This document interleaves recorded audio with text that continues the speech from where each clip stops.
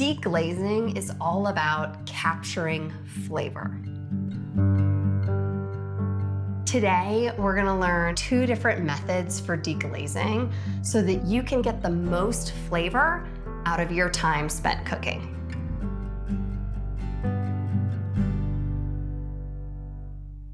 Deglazing, at its base is the step that happens after browning, after searing, after roasting. You're always left with little stuck bits on the bottom of your skillet. It's called the fond, if we want to talk about a technical term. And deglazing is the art of adding a liquid or liquid in some form to that fond. You can use anything with water content to deglaze. The most obvious deglazing liquid is water itself, but stock, wine, some beer, all of those things work well for deglazing.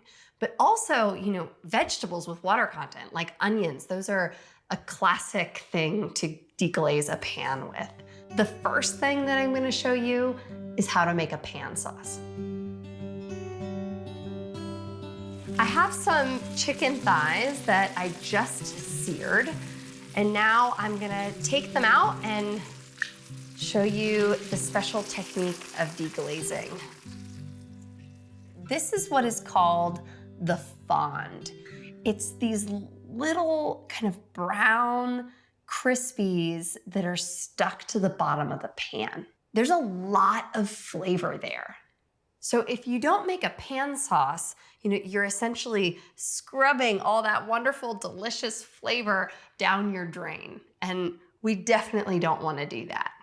A pan sauce is essentially 2 ingredients. There's something that brings some acidity and then, a stock of some kind. That's the richness. My favorite combination for chicken is white wine and chicken stock. I'm gonna pour in 1 cup of chicken stock.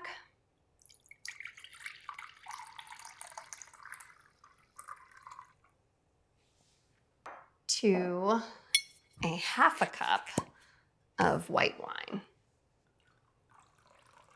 I could also do a tablespoon of lemon juice to a cup of stock. The reason that you use much less lemon juice is because it's got higher acidity. It packs a stronger punch than wine does. It's time to add our pan sauce ingredients. It's a hot pan, so it immediately starts bubbling and fizzing. That lifted all of those little brown fond bits of chicken on the bottom of the pan. I'm capturing the flavor from the fond, the action of deglazing, but now I'm reducing my stock in white wine until it gets really nice and thick and velvety.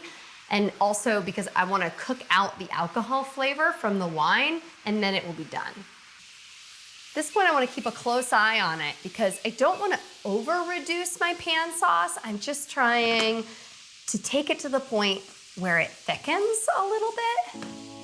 There we go. That is done. This stuff is liquid gold.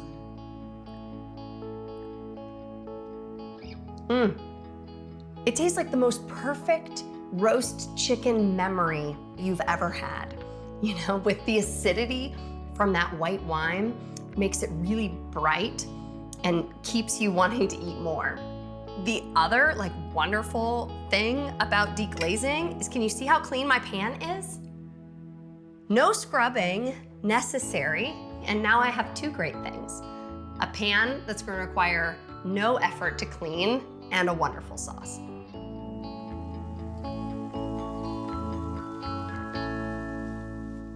Deglazing isn't just about adding liquid to a pan.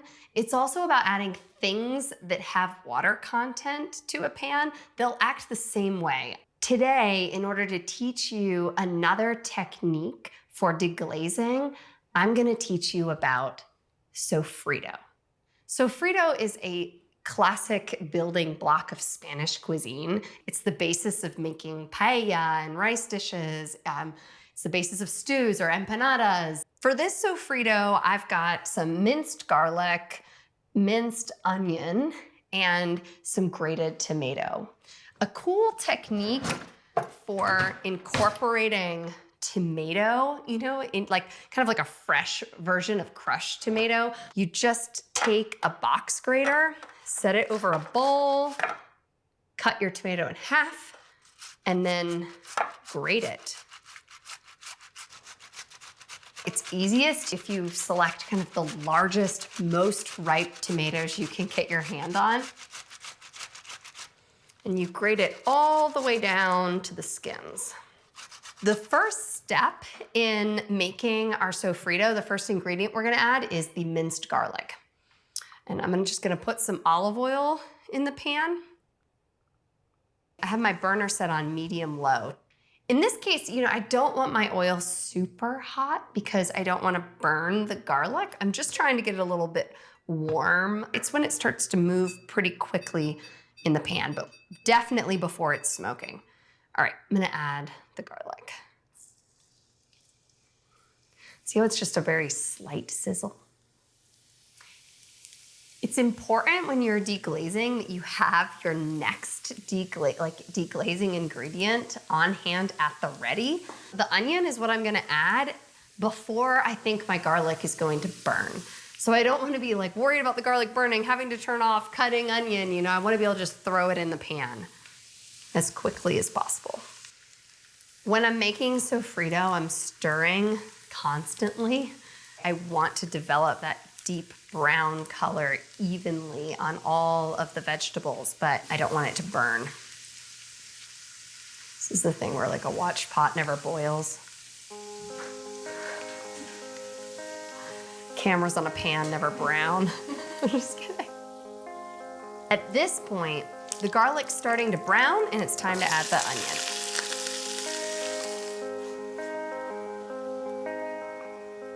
The onion, because it was wet, immediately picked up any of the garlic that was beginning to stick to the bottom of the pan. And now you can see that it's all kind of incorporated in the onion. So when you're deglazing, like in sequence with things like vegetables like I'm doing right now, all of the water content from the onions has to cook out before they will start browning again. As the onion is cooking down and starting to brown, it's beginning to stick to the bottom of the pan. I want that to happen. You want to take the color darker than you feel comfortable before it's gonna burn.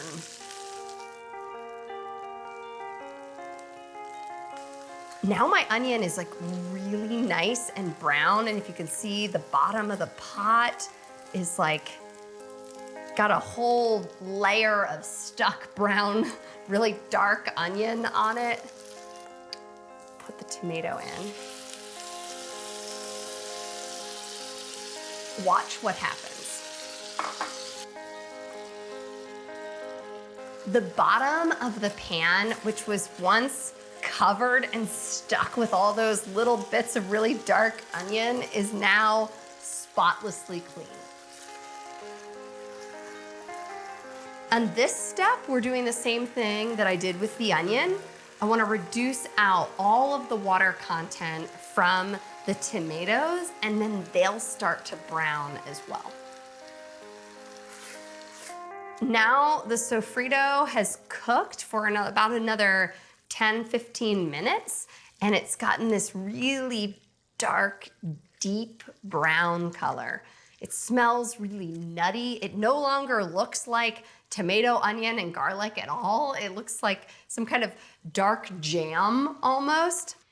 I'm gonna store it in my fridge for another day.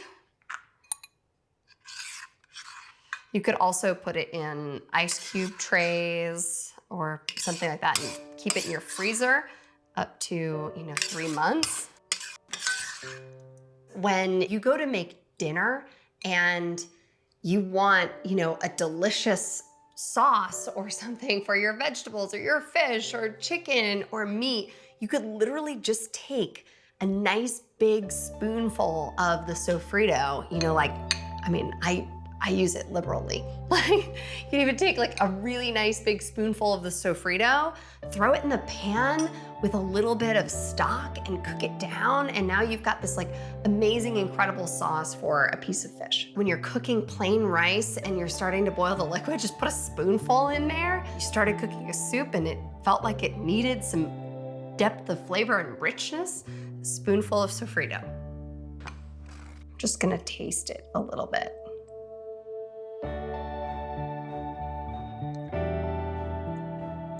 Wow, it's really rich and nutty and has this nice, like, mild sweetness to it. And it's the steps, the sequential steps of browning followed by deglazing that is creating that flavor. I'm gonna store it in my refrigerator so I have it whenever I wanna use it.